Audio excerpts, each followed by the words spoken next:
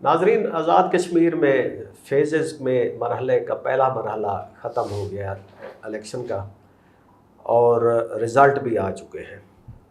अब बात ये चल रही है कि कम व बेश आगे जो दो मराहल हैं उसमें भी यही ट्रेंड ही फॉलो किया जाएगा, क्योंकि लोग कहते हैं कि एक पार्टी अगर अक्सरियत में आ रही है तो उसी को वोट दिया जाए, ताकि उसकी हुकूमत बन रही है तो हम उसी कैंडिडेट को वोट दें, उस पर अपना एहसान जताएं, फिर उसे काम कराएं।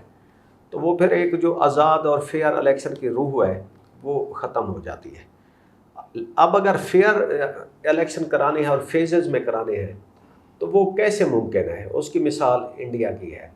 हमारे साथ मौजूद हैं डॉक्टर सुहेल बदर साहब, जो इंडिया के जो इलेक्टोरल पॉलिटिक्स है उसके ऊपर बहुत गहरी नज़र रखते हैं। तो आज हम उनसे सुनते हैं कि इंडिया में कैसे इलेक्शन के फेयरनेस को बरकरार रखा जाता है। हालांकि उनका जो इलेक्शन होता है, जिसे वो दुनिया की सबसे बड़ी डेमोक्रेसी कहते हैं, कि दुनिया का सबसे बड़ा इलेक्शन होता है, और वो पूरे इंडिया में होता है, तकरीबन 1 महीना लगता है उसको कंप्लीट होने में। तो वो फेजेस में होता है, लेकिन उसमें कोई ट्रेंड या किसी किस्म के जो मैनिपुलेशन है वो नहीं हो सकती। डॉक्टर साहब, प्रोग्राम में खुश आमदीद। तो डॉक्टर साहब, ये मीरपुर का इलेक्शन आया जो अभी, तो उसमें नून लीग की बढ़तरी दिखाई गई है, और साथ साथ ये भी कहा जाता है कि गैर सरकारी और गैर हतमी नताइज के मुताबिक तो ये रिज़ल्ट आ गया है। तो ये रिज़ल्ट होल्ड किया जा सकता था। इंडिया की आप मिसाल बताएं, इंडिया कैसे अपने इलेक्शन को देखें, करता है। इंडिया में काफ़ी अरसे से जो इलेक्शंस होते हैं वो फेजेस में होते हैं।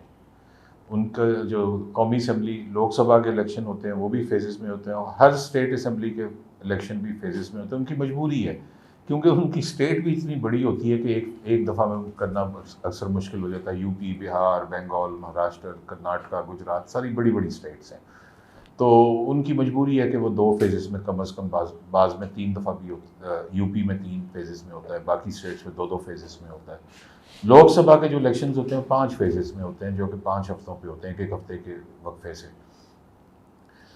पहले फेज का पहला वोट पड़ने से लेके, फ़र्ज़ करें कि 10 अप्रैल को शुरू हुआ पहला फेज़, 10 अप्रैल को, और 5वां फेज़ जो है वो 15 मई को है।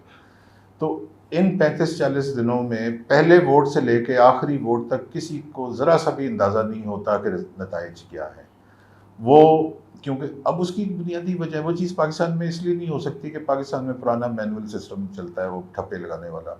वोट काउंटिंग होती है, प्रिजाइडिंग ऑफिसर जो होता है वो वोट काउंट करता है, दोनों पार्टियों के जो पोलिंग एजेंट्स बैठे होते हैं, वही सिस्टम जो 1970 के इलेक्शन से चला आ रहा है वही अभी तक है।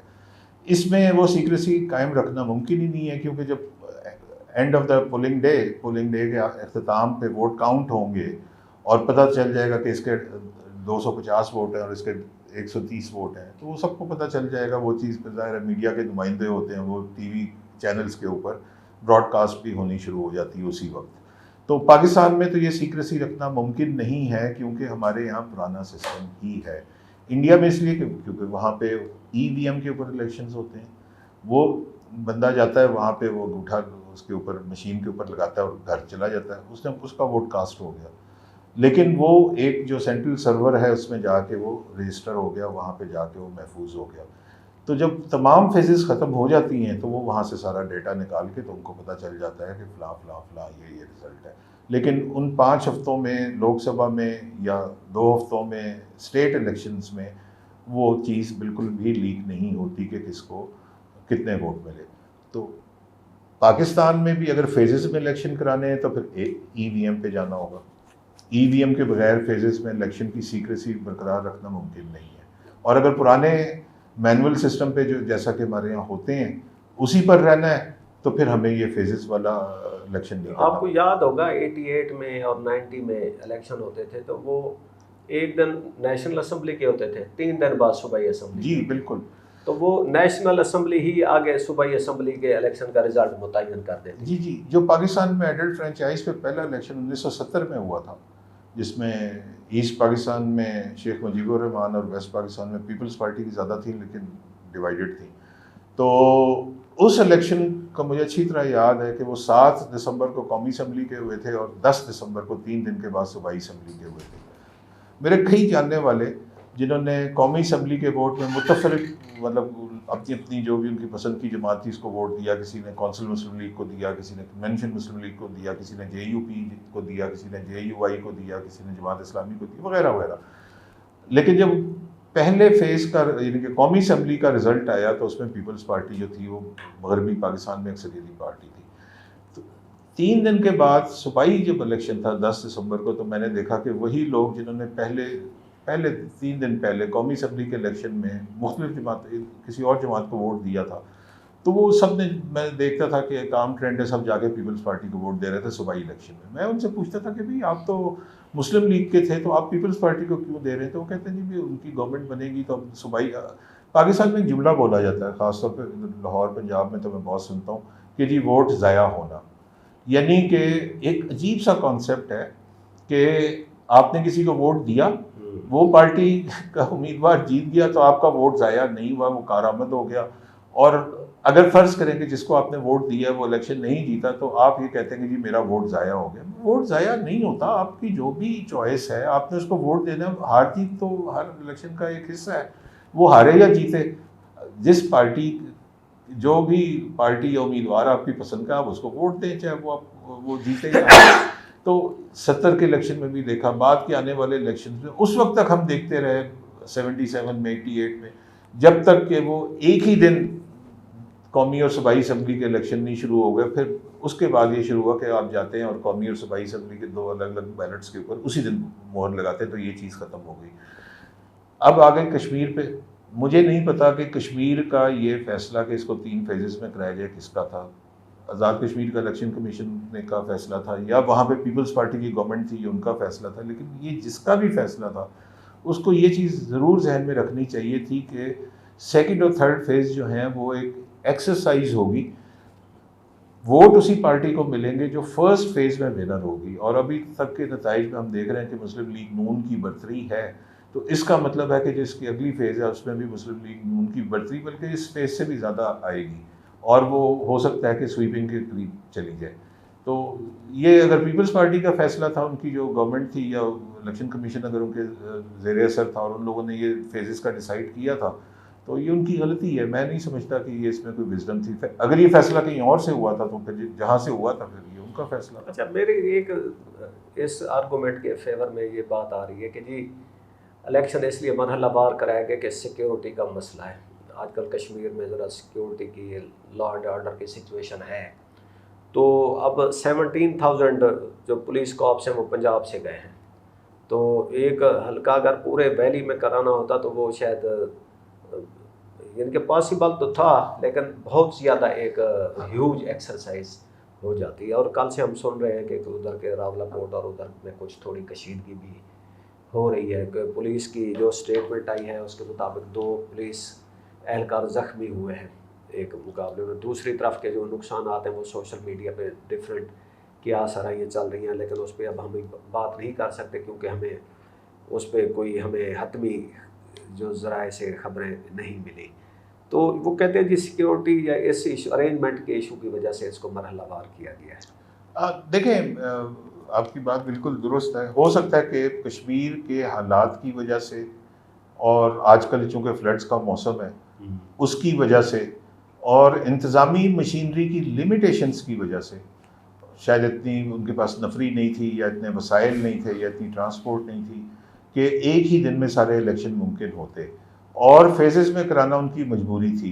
तो अब 2 चीज़ें हैं, या तो हम पाकिस्तान में 10-15 साल से EVM का सुन रहे हैं, या तो आप इसको इस तरह का बंदोबस्त करें कि कश्मीर के इलेक्शन आप EVM पे करा लिया करें, फेजेस में करा लिया करें। वो टेस्ट भी हो जाएगा कि EVM का सिस्टम पाकिस्तान में कैसा वर्क कर रहा है। लेकिन अगर वो भी नहीं करा सकते तो फिर जिस तरह वो जब किसी को कैंसर हो जाए तो डॉक्टर मरीज को यही कहता है कि you have to live with it, तो फिर मेरा ख्याल और कोई हल नहीं है, then we have to, everyone has to live with it. अच्छा, हमने एक गिलगित बल्तिस्तान के इलेक्शन में एक ट्रेंड देखा था कि उन्होंने ना जो सेंटर की पार्टी थी उनको उसको बिल्कुल रिजेक्ट कर दिया था। ठीक है, हम इधर भी एक्सपेक्ट कर रहे थे कि शायद वही ट्रेंड प्रिवेल करे। साथ वो IPP भी लॉन्च की गई इसके इलेक्शन में और उन्होंने काफ़ी तगड़े जो रिच कैंडिडेट्स थे उनको पकड़ा, लेकिन वो उसका तो बिल्कुल ही वॉश आउट होगी IPP। अच्छा, इसमें ना मतलब है कि हमारे यहाँ पाकिस्तान में मैं ये समझता हूँ कि जब हम बात करते हैं जीबी की, गिलगित बल्तिस्तान और एजेके की, तो हम में से एक सब में तकरीबन मेजॉरिटी में एक ट्रेंड ये है कि एक ही पलड़े में दोनों को या एक ही लेंस से दोनों को देखते हैं। हालांकि ज़मीनी हकायक एजेके और जीबी के बहुत मुख्तलिफ हैं।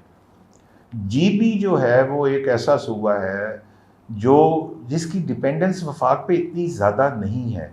वहाँ तालीम का लेवल, वहाँ पे लोगों की इनकम का लेवल, और वो डिपेंडेंसी उनकी इस तरह की नहीं है कि वफाक से पैसे आएंगे तो वो चलेगा, अगर नहीं आएंगे तो नहीं चलेगा। वहाँ पे खुशहाली का लेवल, तालीम का लेवल जो है वो बाकी पाकिस्तान से बेहतर है। कल्चर, जीरो क्राइम और लोगों के जी जी, हॉस्पिटैलिटी और लोगों के हालात बेहतर हैं, लोगों की जो शरह तालीम है वो बेहतर है।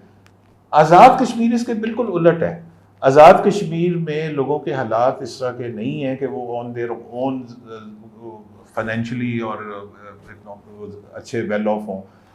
उसमें सिवाय उन लोगों को छोड़ के मीरपुर का इलाका, जिसकी लाखों की तादाद में लोग जो हैं बरतानिया में रहते हैं और for third generation fourth generation रह रहे हैं 50-60 साल से, जहाँ पे पाउंड्स आते हैं और उन लोगों के हालात ठीक है। अदरवाइज जो बाकी minus मीरपुरीज in England, Azad Kashmir में खुशहाली नहीं है। दूसरी चीज़ जो है वो ये है कि उनकी जो आज़ाद कश्मीर की गवर्नमेंट होती है ना, वो बिल्कुल टोटल डिपेंडेंट होती है पाकिस्तान की फेडरल गवर्नमेंट के ऊपर। इसीलिए 1970 की दहाई से लेकर अब तक 50 साल में जितने भी इलेक्शन में, तो आज़ाद कश्मीर में बहुत ज़्यादा टेंडेंसी होती है कि वो वही पार्टी जो है उसको वोट दे के हुकूमत में लेकर आएँ, क्योंकि उनको पता है पैसे चीफ सेक्रेटरी कश्मीर ने देने हैं, जो डीएमजी ग्रुप का पाकिस्तान का बंदा होता है, ठीक है ना। तो वो पाकिस्तान इस्लामाबाद से पैसे आने हैं। तो कश्मीर में तो ये 100% ये फिनोमेना है कि वो वही पार्टी आएगी जिसकी इस्लामाबाद में हुकूमत है। जीबी में हो भी सकता है और नहीं भी हो सकता, क्योंकि उनकी डिपेंडेंस उस तरह की नहीं है। इसीलिए ये मेरा ख्याल है कि पाकिस्तान नहीं, आपने अच्छा एक्सप्लेन कर दिया। लेकिन कश्मीर की देखें जो इलेक्टोरल हिस्ट्री है, कि वो कहते हैं पाकिस्तान में जब मार्शल लॉ था, इलेक्शन नहीं हो रहे थे, तो तब भी कश्मीर में इलेक्शन कभी नहीं रुके। उसकी अपनी सिचुएशन की वजह से वो अपना प्रेसिडेंट भी इलेक्ट करते हैं, प्राइम मिनिस्टर भी होता है, उनकी असेंबली भी होती है। तो इतने इलेक्शन होने के बावजूद उधर कोई जो एक डेमोक्रेसी की रूह होती है वो नहीं है। नहीं, डेमोक्रेसी वहाँ पे नहीं है कश्मीर में। पाकिस्तान में 70 की दहाई में कश्मीर में इलेक्शन शुरू हुए 50 साल है। उन 50 सालों में 20 साल मार्शल लॉ भी रहा, ज़ियाउल हक और मुशर्रफ का मिला के, बाकी भी वो हाइब्रिड और फौज का कंट्रोल रहा है। तो कश्मीर में एक चीज़ है कि वहाँ पे डेमोक्रेसी इसलिए नहीं हो सकती क्योंकि वो वहाँ पे डिपेंडेंसी है। तो एक डी डेमोक्रेसी नहीं हो सकती क्योंकि वहाँ पर दूसरा डी है डिपेंडेंसी। तो जिस तरह मैंने पहले कहा कि जीबी में ऐसी सूरत हाल नहीं है, कदरें मुख्तलिफ है। वहाँ पे हो सकता है कि उनकी टेंडेंसी हो कि इस्लामाबाद वालों की हुकूमत हो, लेकिन वहाँ पे उसके बरक्स भी पॉसिबल है, कश्मीर में पॉसिबल नहीं है। तो नाज़रीन, 2 अगस्त को सेकंड मरहले का इलेक्शन होगा। उसमें देखते हैं कि वो मीरपुर के इलेक्शन के नताइज को फॉलो करते हैं या फिर वो उधर बाजी पलट देते हैं। तब तक हमें इजाज़त दीजिए। खुदा हाफ़िज़।